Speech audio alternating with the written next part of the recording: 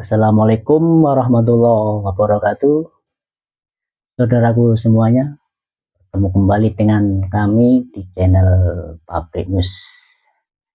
Kali ini kami akan menayangkan berita-berita yang masih viral di media sosial antara perseteruan Bung Luhut dan Menteri Keuangan Purbaya yang saat ini menjadi babak baru di media sosial. Dalam pidatonya, Presiden Prabowo pasang badan mau mengurus masalah hutang-hutang kereta cepat WUS ini. Dan bagaimanakah tanggapan Menteri Keuangan Purbaya dengan pernyataan Presiden Prabowo di media sosial? Kita simak videonya berikut ini. Sekarang beri hormat kepada orang tua kalian. Mana di atas? Oh, dimanapun tempatkan, kalian berdiri di garis depan pelayanan masyarakat. Masyarakat menuntut pemerintah yang bersih, transparan, dan akuntabel. Enggak usah ribet. Inti aparatur yang baik itu jujur, profesional, dan hadir tepat waktu dengan solusi.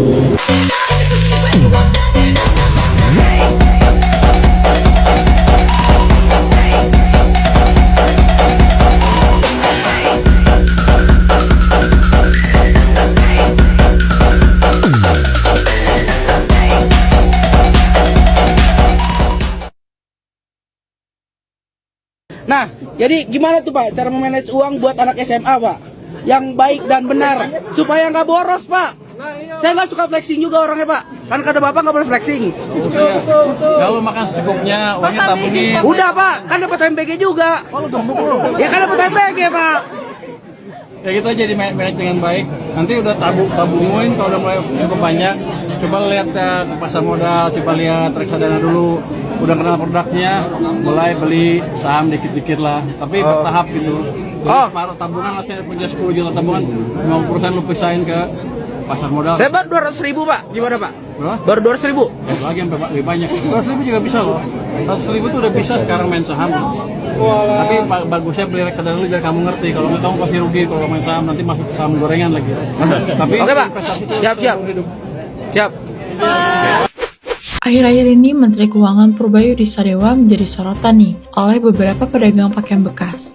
Hal ini dikarenakan Menteri Purbaya berencana melarang impor pakaian bekas dengan menegakkan beberapa regulasi dan meminimalkan barang ilegal yang masuk.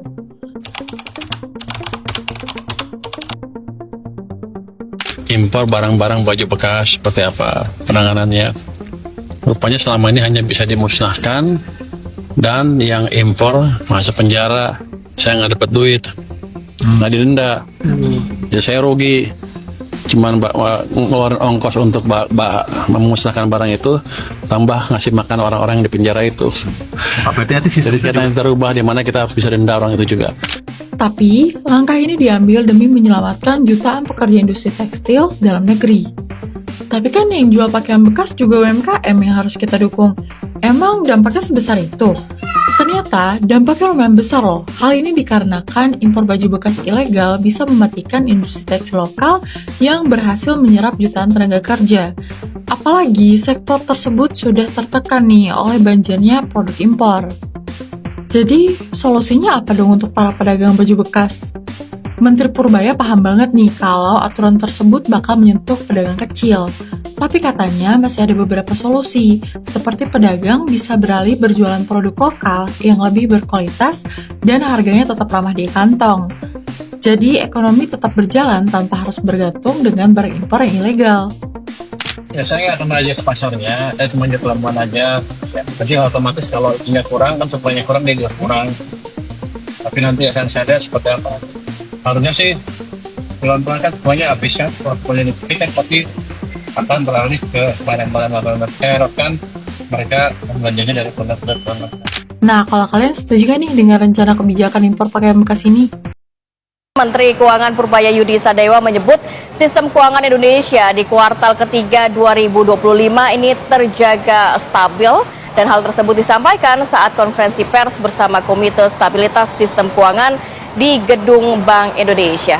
Menteri Keuangan Purbayayudi Sadewa memaparkan sistem keuangan Indonesia pada kuartal 3 2025 tetap terjaga stabil. Kestabilan sistem mendukung pencapaian pertumbuhan ekonomi dengan terus mewaspadai berbagai risiko global. Kondisi tersebut diumumkan Menkyu usai Komite Stabilitas Sistem Keuangan KSSK melakukan rapat berkala. Stabilitas sistem keuangan triwulan 3 tahun 2025 tetap terjaga dan mendukung pencapaian pertumbuhan ekonomi dengan terus mewaspadai berbagai risiko global. Rapat tersebut menyepakati untuk terus memperkuat sinergi dan koordinasi kebijakan antar lembaga anggota KSSK maupun dengan kementerian atau lembaga lain dalam upaya memastikan agar KSSK senantiasa terjaga sekaligus mendorong pertumbuhan ekonomi. KSSK sendiri terdiri dari Menteri Keuangan, Gubernur Bank Indonesia, Ketua Dewan Komisioner Otoritas Jasa Keuangan, dan Ketua Dewan Komisioner LPS. Purbaya juga menambahkan pertumbuhan ekonomi masih menghadapi tantangan imbas kebijakan tarif impor Amerika Serikat. Namun ekspektasi perbaikan ekonomi ke depan mulai menguat. Dari Jakarta, Novanza Budi Satrio, TV One mengabarkan. Kemudian nggak usah khawatir apa itu ribut-ribut wush. Saya sudah pelajari masalahnya. Tidak ada masalah. Saya tanggung jawab nanti wush itu semuanya.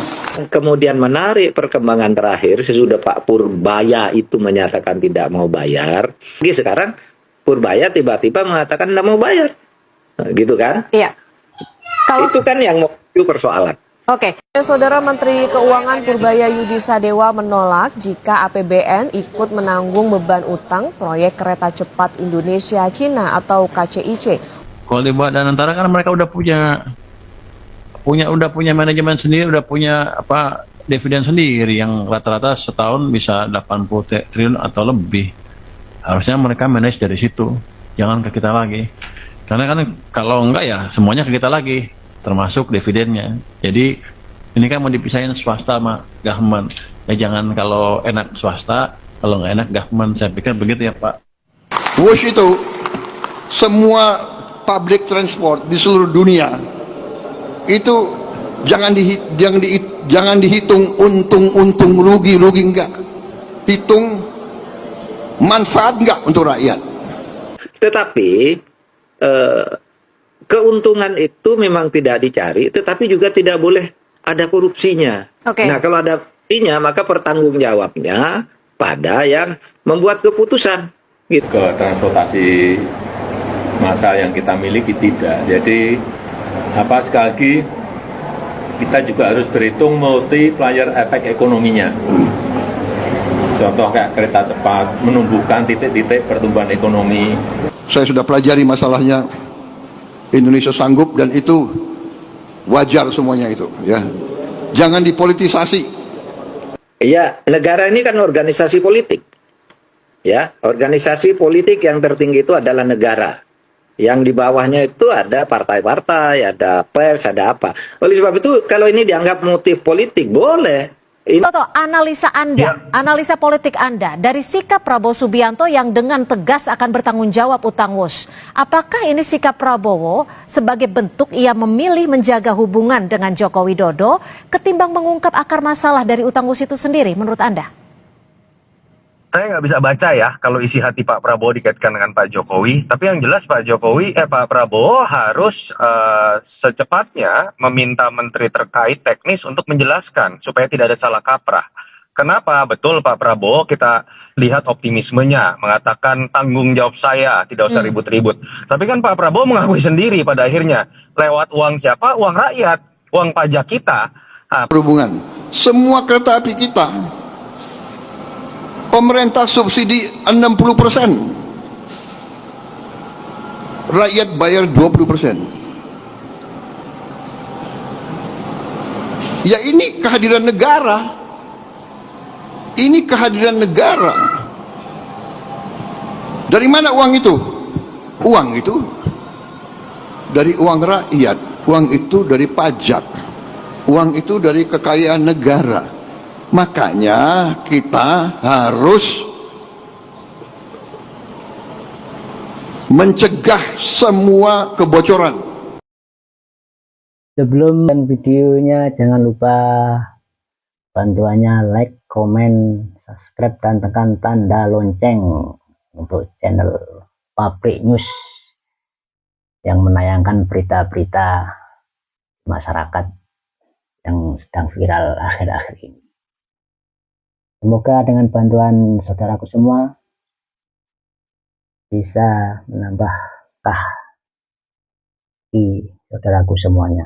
Lanjutkan videonya berikut ini.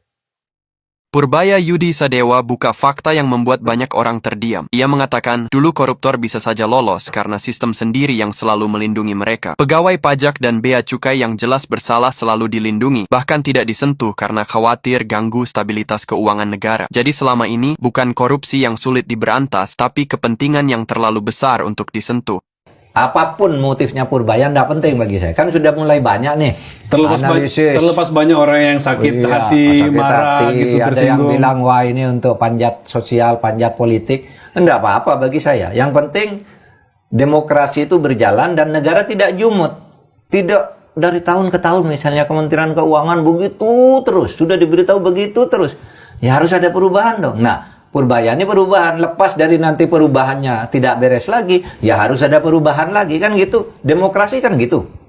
Demokrasi itu menghendaki adanya sirkulasi kepemimpinan agar isinya tuh selalu baik di dalam sirkulasi itu. Nggak apa-apa, pokoknya kita dukung lah Purbaya. Sampai saat ini masih sangat bagus dia. Saya kira yang paling menarik bagi masyarakat. Buktinya juga surveinya lalu melampaui politisi lama. Ya. Tinggal kita lihat Pak seperti apa nanti hasilnya. Ya. Indonesia juga sedang menghadapi problem yang sama tuh. Narasi sosialisme diucapkan oleh Presiden Prabowo.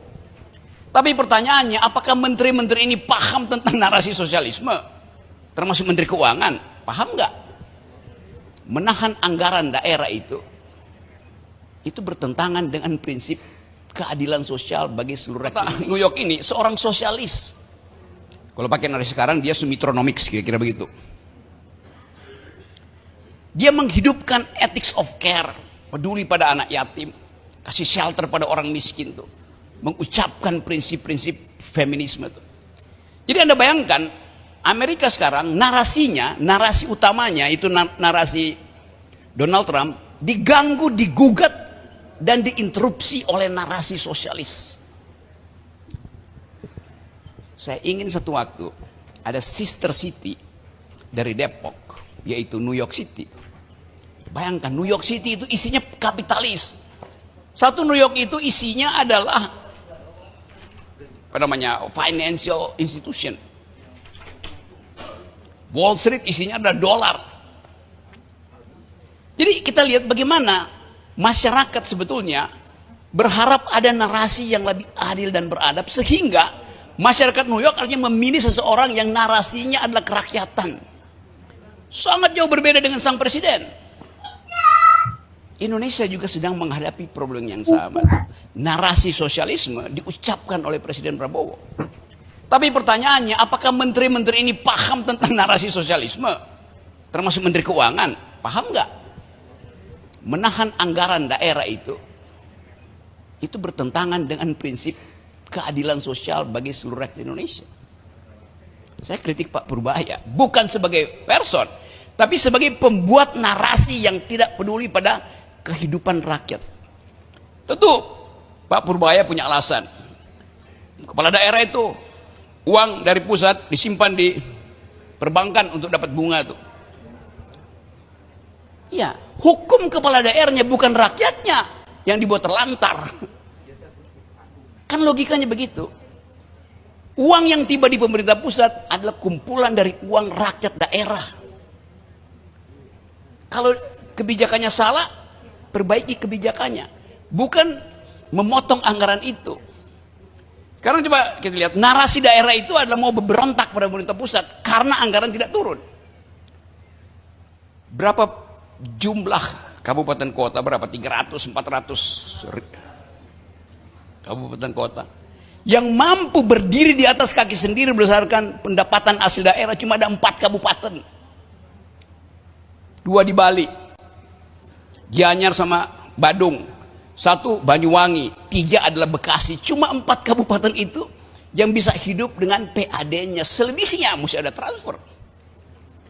Jadi kesalahan Pak Purbaya adalah menganggap semua itu sama. Enggak, cuma 4 yang mampu untuk mandiri. Itu artinya ada narasi yang tidak dipahami oleh Menteri Keuangan, yaitu hak rakyat daerah.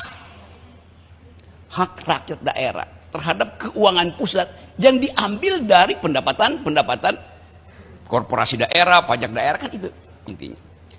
Jadi narasi keadilan, literasi keadilan hendak kita kuatkan dalam isu-isu yang menyangkut isu publik. Oke. Gila sih.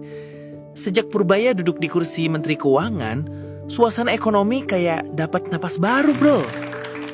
Yang paling kerasa, indeks kepercayaan publik ke pemerintah naik tajam. Awalnya banyak yang skeptis, apalagi setelah gonta-ganti kebijakan pajak dan subsidi. Tapi Purbaya datang bawa gaya baru, transparan dan terbuka soal data fiskal. Dia buka semua laporan keuangan negara secara real time, jadi masyarakat bisa pantau langsung lewat portal publik. Efeknya, survei kepercayaan publik naik dari 62 ke 74%. Wah, gila. Investor asing juga mulai balik lagi, karena mereka lihat Indonesia makin stabil. Rupiah sempat menguat, inflasi turun tipis, dan IHSG konsisten naik. Netizen pun mulai ngomong, wah ini baru pemimpin yang ngerti lapangan. Purbaya juga aktif di media sosial, jawab langsung kritik dan keluhan warga. Gaya komunikasinya, santai tapi tajam, kayak dosen yang asik tapi galak dikit. Intinya, kepercayaan publik gak dibangun dari janji, tapi dari bukti. Kalau tren kayak gini lanjut, ekonomi bisa makin solid ke depannya. Menurut lo gimana? Purbaya layak lanjut nggak nih di periode depan? Gimana Pak? Masih kuat? Kalau masih kuat lanjut Pak. Kalau nggak kuat mundur aja Pak. Nggak usah ikut-ikutan Pak. Biarin aja mereka berpesta Pak.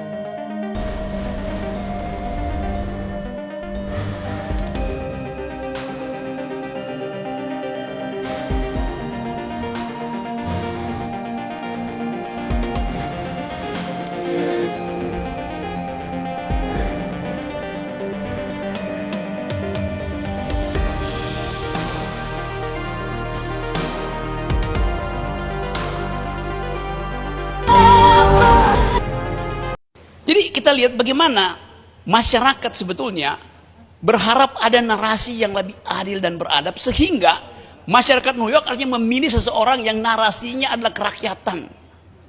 Sangat jauh berbeda dengan sang presiden. Indonesia juga sedang menghadapi problem yang sama. Narasi sosialisme diucapkan oleh Presiden Prabowo. Tapi pertanyaannya, apakah menteri-menteri ini paham tentang narasi sosialisme? Termasuk Menteri Keuangan, paham nggak? Menahan anggaran daerah itu bertentangan dengan prinsip keadilan sosial bagi seluruh rakyat Indonesia. Saya kritik Pak Purbaya, bukan sebagai person, tapi sebagai pembuat narasi yang tidak peduli pada kehidupan rakyat. Tentu Pak Purbaya punya alasan. Kepala daerah itu uang dari pusat disimpan di perbankan untuk dapat bunga tuh. Iya, hukum kepala daerahnya bukan rakyatnya yang dibuat terlantar. Kan logikanya begitu. Uang yang tiba di pemerintah pusat adalah kumpulan dari uang rakyat daerah. Kalau kebijakannya salah, perbaiki kebijakannya.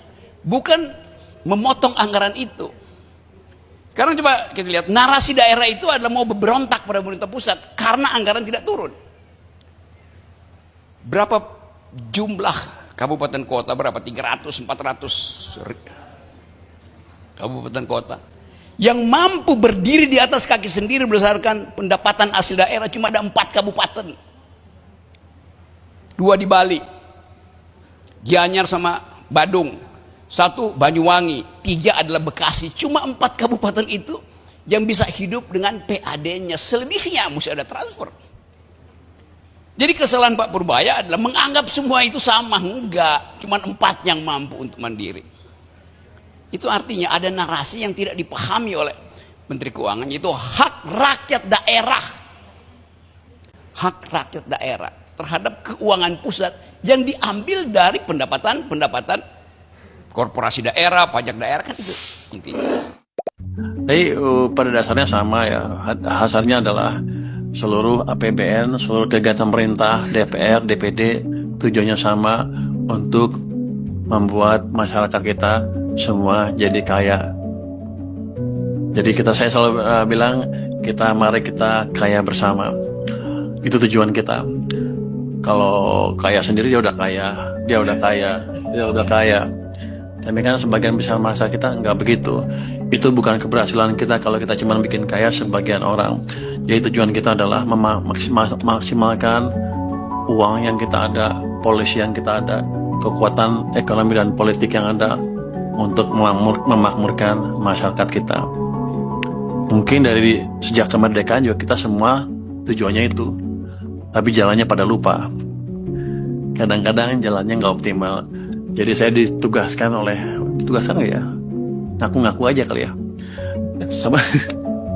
Sama Presiden untuk membawa ekonomi kita ke arah yang lebih baik lagi. Karena sebelumnya tanpa disadari kita sempat mengalami keadaan yang amat membahayakan negara kita ya.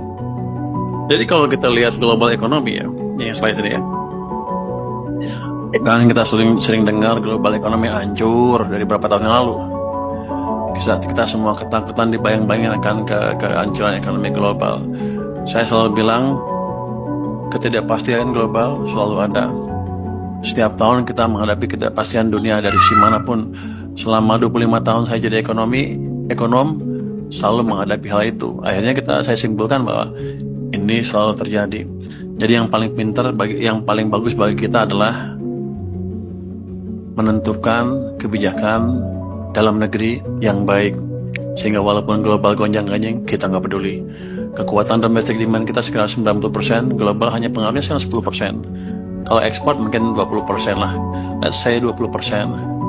Kita masih 80% menguasai arah ekonomi kita. Jadi saya selalu bilang nasib kita di tangan kita sendiri. Kalau kita susah, salah kita sendiri. Karena 80% di tangan kita. Ini global ternyata nggak sejelek yang diperkirakan banyak orang. Ini World Bank prediksinya 2025 masih tumbuh 2,3%, 20 tahun depan akan lebih baik ke 2,4%. Dan kalau kita lihat seperti sekarang ya harusnya global juga tidak memperburuk prospek ekonomi kita. Jadi satu lagi, jatah kur sudah habis yang tadi kan. Itu informasi yang salah. Jadi kalau dari catatan yang saya punya di sini ada dana berapa? 284 triliun. Baru dialokasin 228. Jadi ada masih hampir 60 triliun. Pak Menteri, ini kan karena kita kan reses, jadi itu di bank-bank di daerah. Mungkin di BRI di daerah itu yang alokasi mereka yang habis, mungkin belum dikucurkan dari pusat. Tapi keberadaan di setiap daerah rata-rata memang sudah mengeluh, sudah habis. Nanti saya tanya deh ke Menko Perekonomian seperti apa. Oh itu main-main dia bank mana Ibu? Ibu bicara dengan ini anggota Dewan Penasihat dan Antara nih. Pak Dewan Pengawas Bu. Jadi kemarin ada yang bilang begitu habis. Jadi kemarin kami di Sumatera Barat kita langsung rapat dengan pimpinan bank di Kabupaten Darmasraya Pak. Jadi ada yang bilang saya pastinya bank mana ya dari 5 bank apa itu kami undang termasuk Bank Nagari. Semuanya kan bilang habis. Ini baru Oktober akhir gitu kan waktu itu kemarin kami rapat. Itu kan memang bukan untuk kur katanya. Bisa jadi Pak, pemahaman pimpinan bank di daerah ini tidak ditularkan oleh bos-bosnya pimwil yang ada itu gitu Pak. Dari BRI ke benda itu ya, terutama BRI. Jadi nggak paham sampai ke pinca yang bersentuhan dengan kur kan pinca-pinca ini Pak. Tapi KUR itu tidak hanya di pusat, Pak, di daerah, Pak. Di Jakarta pun sama, Pak, jawabannya. Bahwa kuotanya ini sudah habis. Berarti mereka sama ngibulnya, Pak. Nanti saya periksa deh. Iya. Coba lihat seperti apa. Lu yakin belum habis? Belum habis. Enggak, karena begini, Masih Pak. ada 60 Kan kita triliun. paham bahwa KUR itu memang kan modalnya adalah modal bank. Bukan dari pemerintah. Pemerintah hanya mensubsidi bunga. Nah, jadi harusnya itu tidak ada kuota. Harusnya loh, Pak ya. Tidak ada kuota. Kecuali begini, pemerintah memberikan uang. Oh, kuota subsidi, ya. Ya gini deh. Kalau Tapi ini kan bulan Oktober, Pak. Iya, Pak. Nanti saya periksa. Kalau BRI main-main atau yang ada bank-bank lain main-main, mereka nggak aman. Gitu aja. Pak, kalau kami di NTB itu temuan saya di masyarakat bahwa pelaku UMKM itu nggak berani minjam KUR itu karena mereka dimintain agunan, Pak. Jadi banyak sekali, saya bilang mana datanya, minta langsung agunan bank mana. Enggak, Bu. Kalau dia atas 100 juta, kayaknya pakai agunan, tapi di bawah Di enggak. bawah 100 juta, Pak. 1 sampai 100 juta itu kan tidak boleh agunan, Pak. Nah, itu banyak sekali pelaku UMKM nggak mau minjam karena agunan mereka diminta. Dan itu temuan banyak, Pak, di masyarakat. Oke, Bu, kalau gitu ini jelas kan KUR ada masalah di KUR. Saya akan investigasi seperti apa implementasinya. Kalau mereka main-main, ya hati-hati aja itu kira-kira. Kalau saya sikat nanti ribut lagi orang-orang. Bukan urusan kamu. Tapi biar aja, pajaknya gue gedein ya biar susah hidupnya. Enggak, tapi gini, itu kan nggak bertanggung jawab kan. Itu program pemerintah yang harusnya untuk UMKM. Untuk UMKM, kenapa mereka berhentiin? Padahal yang ada juga katanya sebagian besar bukan UMKM juga yang dikasih. Peminjam lama juga katanya, tapi dapat subsidi bunga dari saya. Saya rugi banyak. Jadi saya orangnya pelit. Pokoknya kalau saya nggak mau rugi, nanti saya periksa itu. Nanti siapa yang pegang di sini? Bawa ke. Lu yang pegang. Lu bisa meriksa nggak lo? Irjen. Orang kamu ada berapa? Pegawai kamu ada berapa? Saya punya. Enggak. Dia punya 6.600 orang di seluruh Indonesia, jadi cukup dia kita beresin nanti Pak. Jadi itu suatu yang emang dulu pengen kita periksa. Cuman kan itu bukan program Kementerian Keuangan. Nanti kalau ada yang ribut, bapak-bapak ibu jagain saya ya. Nanti dia bilang, lu ikut campur kementerian lain. Aduh. Tapi ini kan uang saya dan saya nggak ngelihat dampaknya ke UMKM dan selama ini semuanya ribut masalah itu UMKM nggak dapat KUR. Agak aneh emang sebetulnya untuk saya.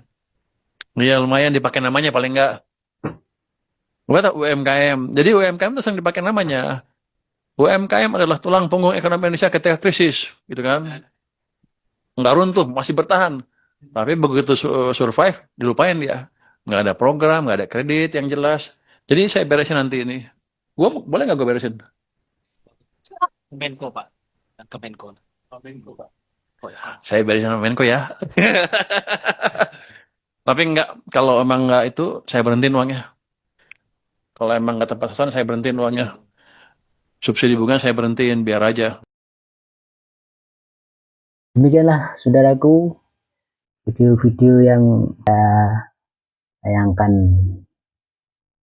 di media sosial tentang perseteruan Opung Luhut dan Menteri Purbaya, mana Pak Prabowo katanya ini mau melunasinya, mau membayar utang bus. Sekian, terima kasih. Wassalamualaikum warahmatullahi wabarakatuh.